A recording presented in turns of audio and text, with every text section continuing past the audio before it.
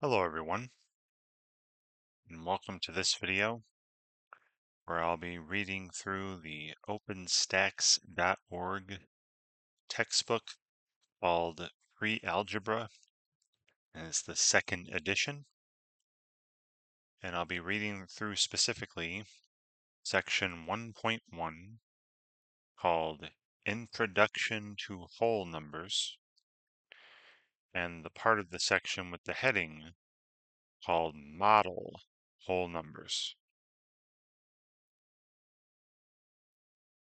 So here we are at OpenStax.org, the Prealgebra second edition text, again, section 1.1, Introduction to Whole Numbers, the heading called Model Whole Numbers. So our number system is called a place value system because the value of a digit depends on its position or place in a number. The number 537,537 has a different value than the number 735 or 735. Even though they use the same digits, right, 3, 5, and 7, their value is different because of the different placement of the 7 and the 5. Money gives us a familiar model of place value. Suppose a wallet contains 3 $100 bills, 7 $10 bills, and 4 $1 bills. The amounts are summarized in figure 1.3. So here's figure 1.3. You have the 3 $100 bills. So that's 3 times 100, $300. The 7 $10 bills, 7 times 10, or $70. And the 4 $1 bills, 4 times 1, or $4. How much money is in the wallet? So find the total value of each kind of bill, and then add to find the total. So again, there were 300, 7 tens for 70, 4 ones for 4. The wallet contains $374. 300 plus 70 plus 4, 374. Base 10 blocks provide another way to model place value, as shown in figure 1.4. So here is figure 1.4, where a single block represents 1. A rod represents 10, right? So notice how a rod is made up of 10 single blocks put together. And a square represents 100. And notice that a square is made up of 10 rods or 100 single blocks, right? So that's why it represents 100. So they're saying up here, right, the blocks can be used to represent hundreds, tens, and ones. Notice that the tens rod is made up of 10 ones, and the hundreds square is made up of 10 tens, so 10 rods, or 100 ones, or 100 single blocks.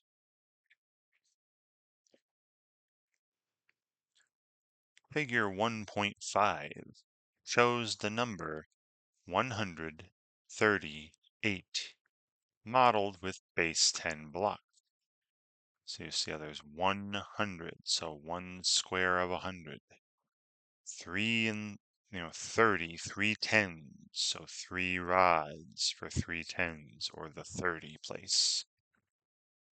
And 8 ones, so you have 8 single blocks. So figure 1.5, we use place value notation to show the value of the number 138. So that's 100 plus, 3 tens, so 30, plus 8 ones for 8, 138. And they have a little table here where, each digit in this number, 1, 3, and 8, and has a certain place value, right? And the 1 is in the hundreds place. The 3 is in the tens place. The 8 is in the ones place. So 1 has a value of 100. 3 corresponds to things, there are 3 tens, right? 3 times the value of 10 for 30. And 8 times the value of 1 in the ones place for 8. Add those up, right? Total value, the sum is 138. All right, so this moves us into example 1.2, where we're asked to use place value notation to find the value of the number modeled by the base 10 blocks shown. So I am not going to draw this picture, but I will describe in words out loud what these are saying, what these are showing us, and then I'll write what's being said on paper. So you see we have these two squares, right? Remember that squares represented 100. These are made up of 100 singles, or 10 rods. So I have 2 hundreds, and there's 1 rod. So 110. And then there are 5 single blocks. So there are 200s, 110, 1 rod, and 5 ones, 5 singles. So 200, 10, and 5 make 15. So 215 when we put it all together. So I'm going to write this out. So again, there were 200s. There were 2 of those squares of 100. And then there was 110. And there were 5 singles. Right? So then when we're talking about the values represented by these blocks, this is 2 times 100 for 200. 1 times 10 for 10. And then 5 times 1 for 5. And then these all get added. And you notice that they highlighted the first digit in all of these. There was 200s, 110, 5 ones, so 215. Again, they wouldn't say 200, 110, and 5, right? That still is valid. I mean, it is correct to say 200, 110, and 5. But 110 and 5, is 15, right? So they would write out the words 215 for 110 and 5. Teen is short for like a 10, teen, 10, with an extra E there. So it's like 10 and 5, 15. All right. We'll talk about writing more numbers later. All right, so back to, let's see their solution. So there are 200 squares, which is 200. There's one tens rod, which is 10. There are 5 ones blocks, which is 5, right? So 2, 1, 5 in decimal notation, place value notation. So the base 10 blocks model the number 215, right? 215. Great. And then we're asked to do the same for the try it problems. And I suggested this in a previous video. Before I do the try it problems, I would suggest you pause the video and try to work them out yourself before you see me doing them. Because if you're just watching me do them and not writing things on your own, practicing things on your own, you're probably not going to learn the material all that well. On top of the try it problems, right, I would also suggest you work on the, exercises at the end of the sections as well. The more practice, the better. All right, so try it 1.3. Same as example 1.2. We're asked to use place value notation to find the value of the number modeled by the base 10 block shown.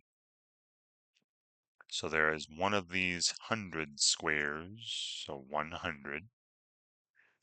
There are, 1, 2, 3, 4, 5, 6, 7 of these tens rods for 70. And then there are 6 of the single blocks, the ones blocks. So 176, 176. All right, so I'm just going to say these. These are hopefully pretty straightforward. So the answer is 176, 176. Now, if we want to verify this, remember I did this last video. You can go to the table of contents. And at the very bottom, you should see an answer key. Now we're in chapter 1. And this is not a be prepared problem, right, but a try it problem. And we're 1.3, see 176, 176. That's what I said. Right. Great. And then I click on 1.3 here. It takes you right back to the reading. Beautiful. And then try it 1.4. Okay, not much more difficult. We're asked to, again, use place value notation to find the value of the number modeled by the base 10 block shown. So there are 2 of these hundreds squares, right? So 200. There are 3 of these tens rods, right? So 3 tens, that's 30. And then there are 7 of these single blocks or ones blocks. So for, 7. So 237, 2, 3, 7 is being modeled by this picture here, these blocks. So 237, 237, let's check that out. And yes, 1.4, try it. 237, 237, 200s, 310s, 7 ones. Beautiful. And I click on the number again. All right, takes me right back to the reading. Great. All right, and then after try at 1.4, there is this manipulative mathematics statement here. So it says, doing the manipulative mathematics activity called number line part 1 will help you develop a better understanding of the counting numbers and the whole numbers.